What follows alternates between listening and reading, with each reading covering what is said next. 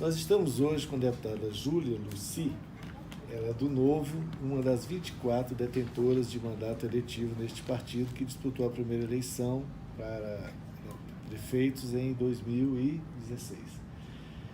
Deputada, dessa proposta do Novo de não usar verbas públicas, de não praticar a velha política, como isso vem sido posto em prática, na verdade?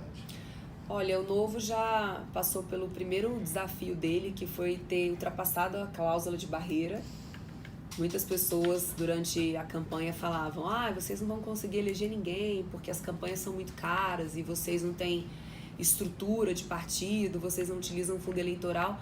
Mas, ao contrário do que se esperava e ao contrário de muitos partidos que utilizavam o fundo, nós ultrapassamos a cláusula de barreira, né? Elegeram 8 deputados federais, né? 8 federais, alguns estaduais, é só a gente fazer as contas. Uhum. 16. 16, e nosso governador de Minas Gerais, o Romeu Zema, né? O Romeu Zema, inclusive, é um ponto que a gente poderia entrar. Ele foi eleito prometendo acabar com 80% dos cargos comissionados do governo do estado. 9 meses depois, ele não extinguiu nem 50%. É possível cumprir esse tipo de promessa?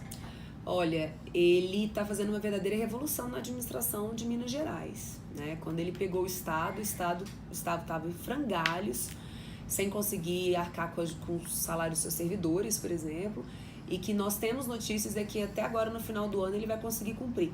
Na realidade, a situação de Minas Gerais, uma analogia que a gente utiliza para explicar, é a seguinte: é como se fosse uma família que ganhasse R$6.000 e que gastasse todos os meses R$7.000 e que já tivesse uma dívida acumulada de R$150.000. Esse é o caso de Minas Gerais. Então, é um estado que todo mês ele aumenta o seu déficit. Por quê? A gente tem uma série de obrigações, de despesas que não podem ser cortadas de uma hora para outra. São obrigações ou constitucionais ou definidas também pela Constituição do Estado de Minas, né? Então, assim, é um processo que você precisa fazer de transição para conseguir colocar a casa em ordem. Mas, deputada, nesse processo teve outra promessa também que não vem sendo cumprida pelo governador. Ele falou que todos os secretários, ele e o vice não teriam salário. E todos os secretários dele ganhariam um teto de R$10.000 brutos. Agora está pagando jeton. Como é que explica isso? Olha, quando a gente está na campanha, muitas coisas, porque a administração pública no Brasil, ela não é transparente do nível que deveria ser, certo? Então, tem muitas coisas que já deveriam ser do conhecimento geral, mas não o são. O que aconteceu foi que, quando Aécio Neves era governador de Minas Gerais, ele decidiu tomar uma atitude bem populista na época, que foi a de reduzir os salários dos secretários do governo de Minas Gerais. O secretário de Minas Gerais, ele passou a receber menos do que o secretário do município de Belo Horizonte, para você ter ideia. Para contornar isso, ele instituiu os jetons. Que os jetons, até então, eles não tinham um controle da mesma forma como os salários tinham. E muita coisa errada aconteceu aí, né? Porque a gente sabe que as nomeações para quem vai receber jeton utiliza critérios políticos e a própria concessão dos jetons, recebimentos, ela não passa pelo mesmo crivo que o salário. Então, quando o Zema fez a campanha dele, ele não sabia disso, né? E quando ele chegou lá em Minas Gerais, ele se deparou com a seguinte situação: uma verdadeira bomba, uma bomba nas mãos, e ele precisa de pessoas qualificadas para poder exercer os cargos. Então, ele percebeu que ele precisaria remunerar um pouco melhor os seus secretários para poder competir com o mercado a fim de manter as melhores pessoas nos cargos. E aí é que veio toda essa dificuldade. Então, o que a gente vê é que as nossas promessas e os nossos compromissos de enxugar a máquina para que a máquina seja mais econômica, ao mesmo tempo em que ela entrega serviços públicos de qualidade, a gente efetivamente cumpre. Eventualmente, um ou outro ajuste ele precisa ser feito. Por exemplo, aqui, muitas vezes, o governador Ibanez ele é muito criticado por ter descumprido certos acordos de campanha, e eu sou uma das pessoas que sempre coloca esse ponto de vista. Gente, quando você assume a pasta, você toma ciência de uma série de situações que você ainda não tinha tido antes. Então, quando ele, por exemplo, disse que não ia privatizar o metrô, né? Eu não vou entrar no mérito aqui se foi uma promessa populista ou não. Não vou entrar no mérito. Eu posso falar da campanha que o Partido Novo fez aqui para o governo do Distrito Federal. Na nossa campanha, nós somos claros. Iríamos privatizar o metrô, né? Agora, o governador... Então. Sou. O governador, ele disse que não faria. Agora, a partir do momento que ele assume essa função de gestor, de chefe do executivo, ele tem obrigação de ser responsável e de tomar as decisões necessárias para manter o equilíbrio fiscal. Ele também extinguiria o Instituto Hospital de Base. E, na verdade, ampliou isso. Exato. Essa foi uma crítica que eu fiz a ele. Eu fiz a ele porque ele assumiu esse compromisso de não expandir e quando ele tomou posse, assim, já no mês de janeiro e, na minha opinião, de uma forma assodada, de uma forma precipitada, de uma forma não calcada em dados, porque o gestão de base, ele não tinha passado nem por um ciclo sequer de um ano.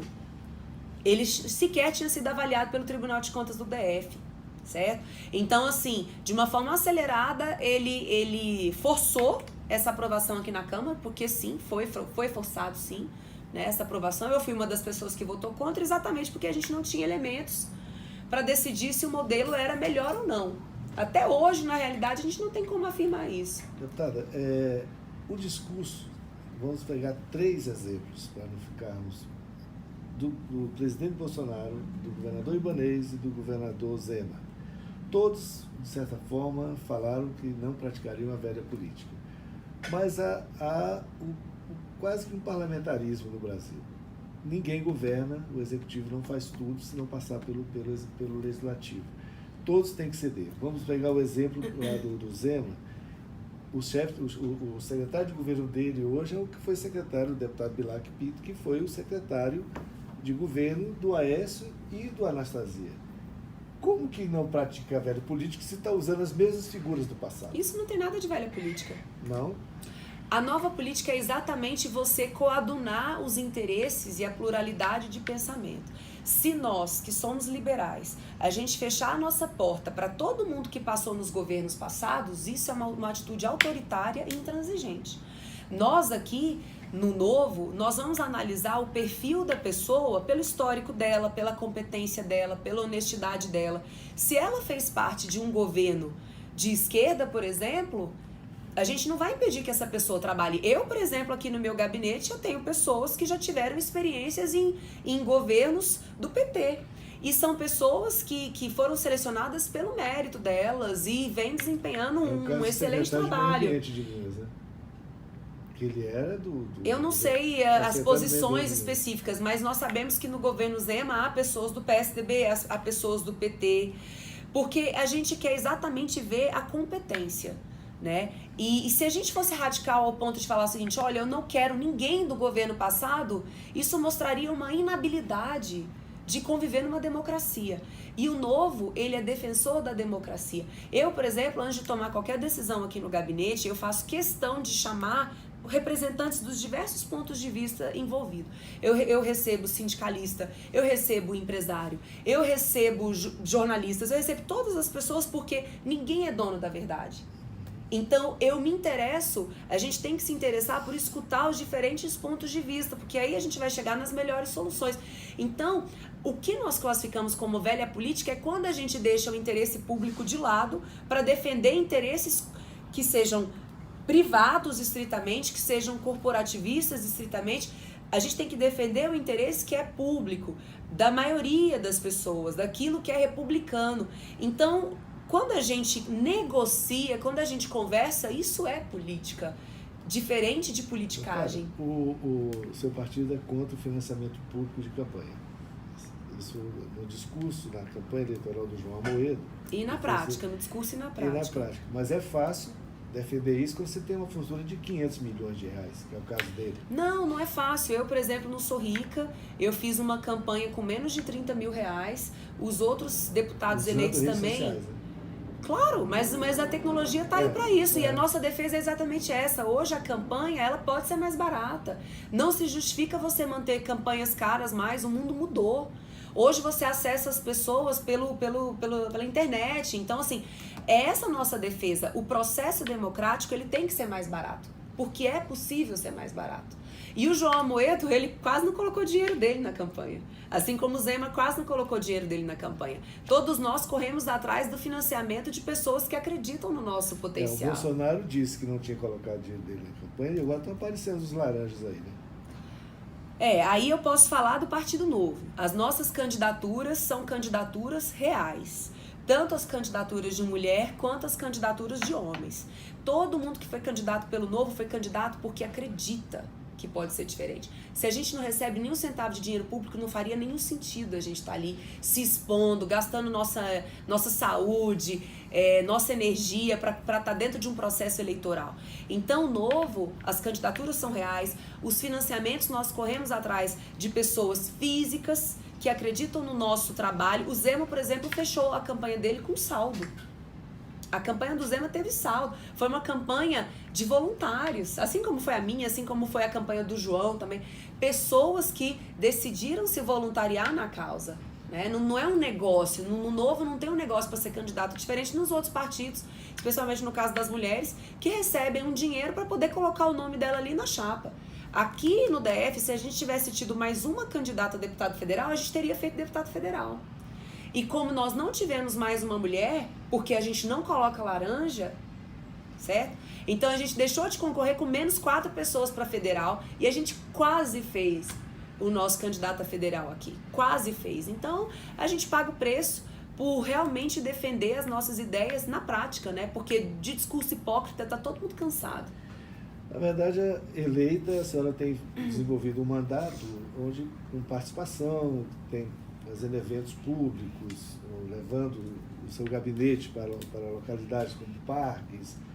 E, recentemente, houve uma polêmica num evento que a senhora estava promovendo na Estrutural. Né? Como é que foi isso? Bom, na realidade, o evento foi uma promoção da Secretaria de Saúde. Né? Mais uma vez, a Secretaria de Saúde organizou um mutirão para disponibilizar a DIU às mulheres. O DIU é um dispositivo intrauterino que tem uma função anticonceptiva, né? Então ele impede a fecundação do óvulo com o espermatozoide, ele, portanto, não gera vida, ele não gera gravidez, e ele é o dispositivo mais utilizado no mundo. Inclusive nos países onde mais há a utilização de DIU, há o menor índice de abortos. Então, como a gente quer combater o aborto, a gente entende que nós temos que utilizar os meios científicos à disposição. E o DIU é uma política pública implementada pelo Ministério da Saúde desde o ano 2000. Inclusive, é o Ministério da Saúde que disponibiliza as secretarias de Estado. Então, a Secretaria de Estado do Distrito Federal, ela tem obrigação de ofertar o DIU às suas cidadãs. E, mais uma vez, foi realizado um mutirão. Eu solicitei que esse mutirão fosse realizado na cidade estrutural, porque na Câmara eu sou procuradora especial da mulher. Eu estou diretamente trabalhando com as mulheres, especialmente as mulheres mais carentes. Afinal de contas, o Estado tem que atuar em primeiro lugar pelas pessoas mais carentes. Esse é meu compromisso de campanha, é assim que eu atuo aqui na Câmara Legislativa.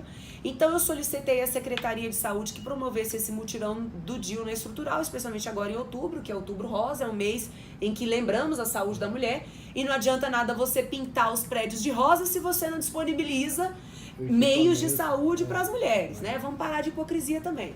Então a Secretaria de Saúde, muito gentilmente e muito diligentemente, promoveu esse mutirão lá.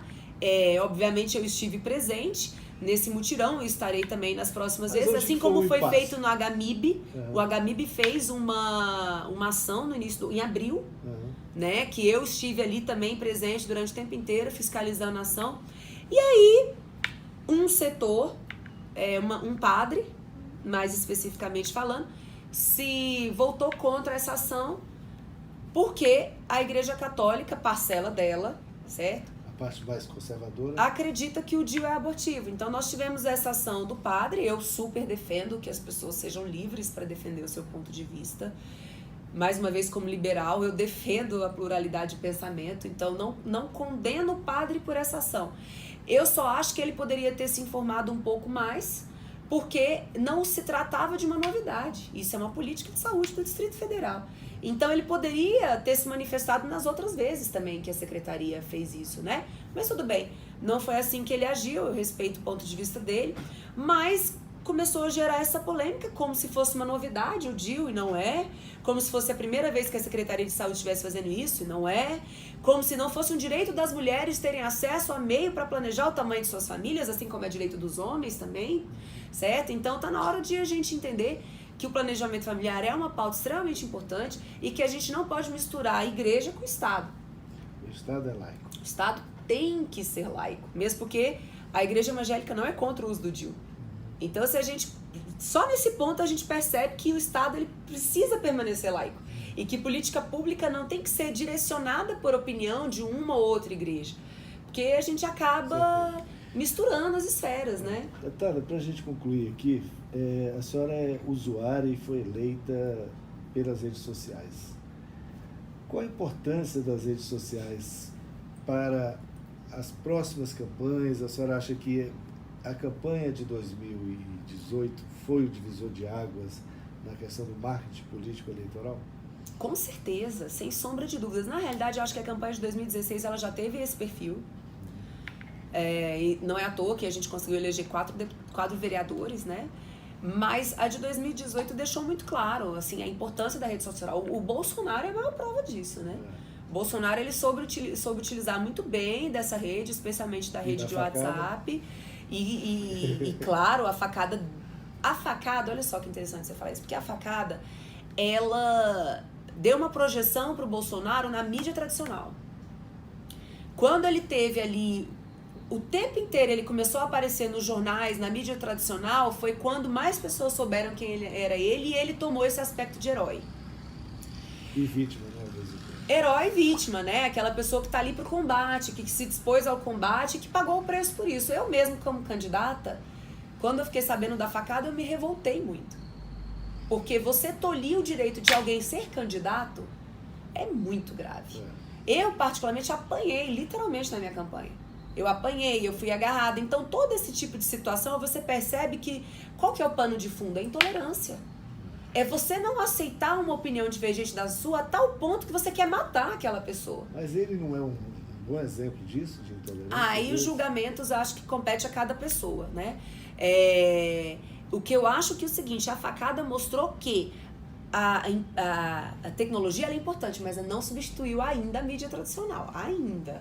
Não sei se vai substituir, né? E no exercício do mandato, por exemplo, eu percebo. Quando a mídia tradicional joga algum tema... ali, nossa, o tema domina ainda, né? Então, a tecnologia ainda não substituiu, mas ela pode ser utilizada para isso. E eu tenho uma série de críticas em relação à tecnologia, por exemplo, o espaço tecnológico, as redes sociais. Ao contrário do que eu pensava, eles não são espaços democráticos. São muito dominados por quem tem... por grupos de interesse que conseguem se organizar e definir uma pauta. Eu vou te dar um exemplo. Quando a gente falou de privatização do metrô, por exemplo, eu lancei uma enquete. Você é a favor ou não da privatização do metrô? E os grupos se organizaram em torno dessa pauta e, naturalmente, legitimamente, não há nada de errado nisso. Eles começaram a circular essa minha enquete nos grupos, né, de WhatsApp deles. Votando contra. Então, no início da minha enquete, eu tinha um resultado. Depois dessa campanha, nos bastidores, o resultado foi o extremo oposto. Então, assim, o que acontece nas redes, o resultado das redes, a gente precisa tomar muito cuidado, porque não significa necessariamente que é a opinião que está ali na sociedade. Não. A rede, ela pode ser muito facilmente apropriada por grupos muito bem organizados. Isso é uma prática que está... Isso é democrático? Não sei. Depende do seu conceito de democracia. Né? Ali tem poder econômico também ali por trás. Claro, com certeza, de mobilização. Mas enfim, tá aí, não tem como retroagir. Eu já vi algumas pessoas mais tradicionais e conservadoras questionando o WhatsApp, porque eu acho que deveria ser proibido, né? Não há a menor possibilidade desse retrocesso acontecer. Eu acho que a gente tem que aprender a lidar com as novidades. Com as novidades. Deputado, obrigado pela sua atenção, foi um prazer. Esperamos poder fazer outras conversas como essas em breve. O prazer foi todo meu e parabenizar pelo seu trabalho, né? Quem está aí na imprensa há muito tempo, eu acho que tem envergadura para se posicionar. A gente, infelizmente, sofre muito com muitos oportunistas, né? Que são pessoas que, em tese, deveriam noticiar de uma forma neutra, mas no final a gente acaba descobrindo que tem muitos interesses ali por trás e deturpam as coisas que acontecem. Então, quando a gente conversa com jornalistas sérios, é um alívio pra gente, né? Então, eu quero parabenizar por esse trabalho e também eu vou compartilhar nas redes para que mais pessoas possam acompanhar. Muito obrigado. Muito obrigada. Ficamos à disposição.